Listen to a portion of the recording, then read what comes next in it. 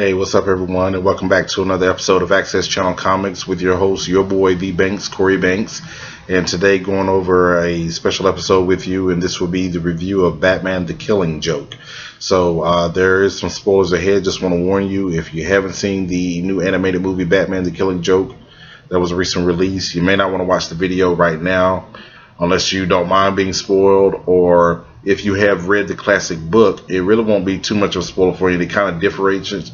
It's kind of different from the book, not overall completely different, but a little. But if you don't want to be spoiled, please actually come back and watch the video. But if you want to watch the video now, you're more than welcome to. Okay, Batman the Killing Joke, of course, is a classic tale that was told back in like 1988, and one of the best Batman stories ever told. It's more of a definitive Joker story. It even tells one of the Joker's origins, which you got to remember, the Joker is so twisted and so unpredictable, he doesn't even remember his origin story. He said there are many various different ones. So in this story, one of the different things they did was with Batgirl, Barbara Gordon. They actually gave her a backstory, and it was a nice, very detailed backstory. I feel like this is a very good, solid written movie. And the story opens up pretty much about Batgirl. There is no Joker in sight, not at the time or anything like that. I would say Batgirl just got as many scenes almost as Batman himself. But in this, she is working a case with Batman. She is Batman's partner. But Barbara's head isn't totally in the game. She's doing it more of just for kind of the fun. Not saying she's not taking it seriously, but she's doing it for the thrill of it. But Batman is telling her, you really have to have your head in this 100% and working this case seriously, not getting too close to this case, and once it's done, let it go. She comes across a villain named Francesco. Smooth, suave talking guy. He's voiced by Joe DiMaggio. The voice of he's done some voice work with DC Comics. He actually did the voice of the Joker in Batman Under the Red Hood, one of the best interpretations of the Joker. Anyway, he's voicing on Francesco in this one. And Francesco is looking to take over. He says it's a new era. He's wanting to take the criminal in the world away from his uncle. And so Batman does warn her not to go alone on this case. Contact him if she goes alone.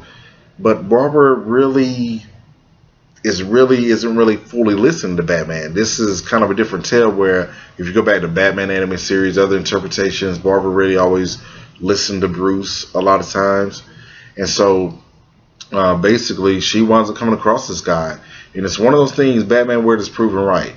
When Barbara is going at it toe-to-toe with Francesco, she's actually kind of really letting this guy charm her. She's really letting that, how some women, like bad boys, it's kind of, she's participating with him when he's saying some cute, smart remarks with him and stuff that she shouldn't be getting into with him, the stuff that Batman was warning about. And so, on that case, Batman wanted to shows up, putting the bad guys behind to him. But he was showing Barbara, you could have done this by yourself if you would have just listened to me and really stuck, not get too caught up and get too close to this guy. So, she really does kind of see that. A little bit later, she really takes it to Francesco and nearly kills him. Because Batman was out on the mission.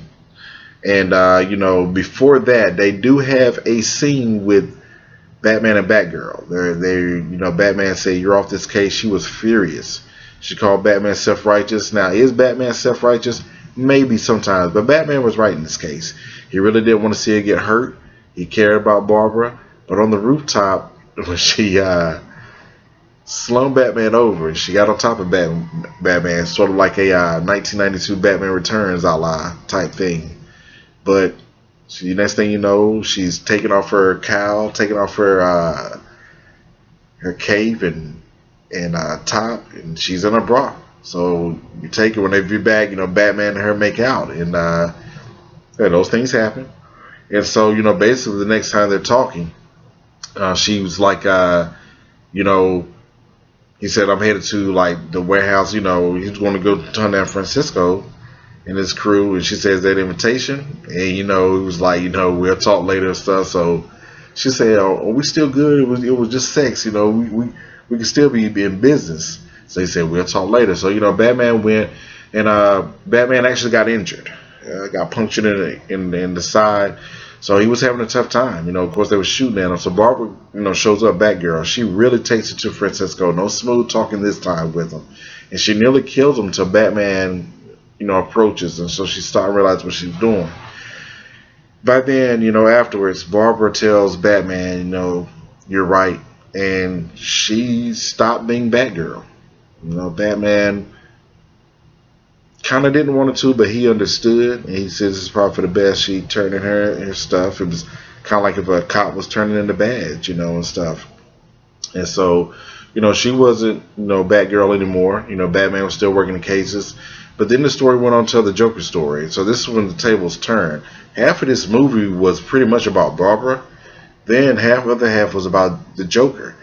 And this is, of course, before the Joker became the Joker. He was a struggling comedian. And of course the classic tale when he comes home to his pregnant wife, and they're struggling. He kind of takes it out on her, but then he apologizes and stuff. So he's got kind of like he's not the Joker yet, so he's kind of like the follower of this crew. They're saying gonna do a case and everything like that. It's big money. He doesn't really know about it, but this is gonna be a big score for him. So that's all you have to do is wear this and then present the Red Hood's mask to him. And he's still kind of shaky about it and everything, but he was like, wow, this belongs to Red Hood, the guy who did this and stuff and everything. So they do talk him into it. But a little bit before, the next time they meet up, a gentleman approaches him and lets him know, his wife had died, with the baby, and he was really hurt. So he told the guy, they were like, oh man, that's such a bummer, it's bad. But they said, there was like, you're still going to do the case right. It was kind of like, wow, this man just lost his love of his life, his baby, and they asked him about doing a case. He did decide to go in and do it, and of course, when it was in the mix of it, Batman did show up.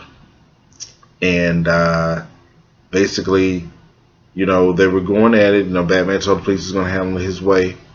And of course, the classic tale, when he's got the Red Hood mask, he falls over pre-Joker.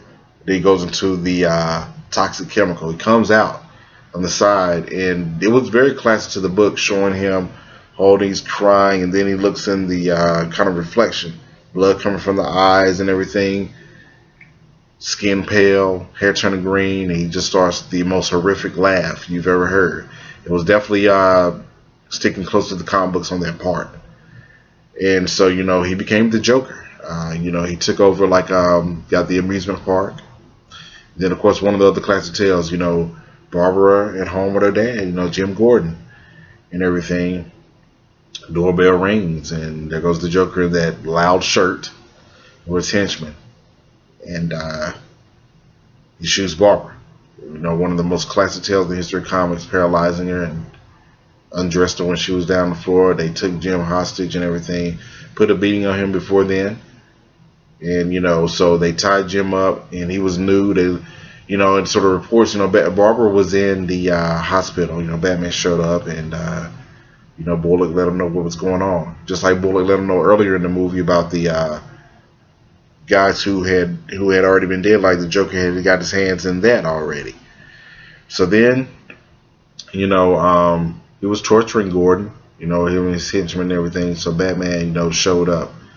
And this is when it all, really hit the fan. Batman took it to Joker's crew and everything. Batman and Joker going at it. And so, he rescued Jim. But Jim told him, he said, I want you to bring him in by the book. We got to show him this does work. And one of the greatest scenes that was said in this to the Joker, Batman said, I was going to come in here and really tear you apart. But no matter what you put Jim Gordon through, he said I promised him to do it by the book. He wanted me to do it by the book. It just goes to show you, Joker, that no matter how twisted and sane you are, this man still stays sane. And so, of course, Batman beat him down. But when they got to the outside, Batman was like, hey, I don't know who you are. You don't know who I am. And I'm sorry. Maybe I can help you.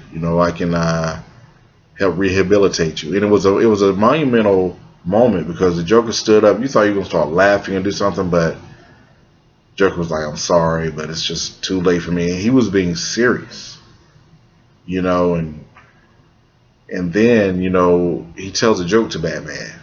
And the classic thing, a lot of people know what happened in the end. And Batman, he's sitting there, Joker started laughing. And the next thing you know, Batman starts laughing. And it's kind of like you hear Batman laughing. Of course, Batman put his hand on his shoulder, but then they viewed on the mud puddle. They didn't show it anymore, and you just hear the rain and it goes off. That's the end of the movie. Of course, in the book, they show a picture of Batman. It looks like he just rests his hands on the Joker's shoulders, but of course, you're also wondering, is he choking the Joker? Did he kill him? The killing joke. And so that's one of the things about it. So that's always been up in the air about that. I'm not going to go over and tell the whole movie, but I just wanted to go over some of those very important scenes. And it does open up, Batman talking to the Joker. He said he was thinking about those two and how it's going to end, but of course you find out that's actually not the Joker. It was someone dressed as him. But the story, I actually like the movie. I'm not going to say it's the best one I've seen out of the DC animation of all cartoons. To me, it's a good, solid story. I actually give this story, I give it around, if I'm going to rank it on a scale of 1 to 10, I would say I would give it around an 8.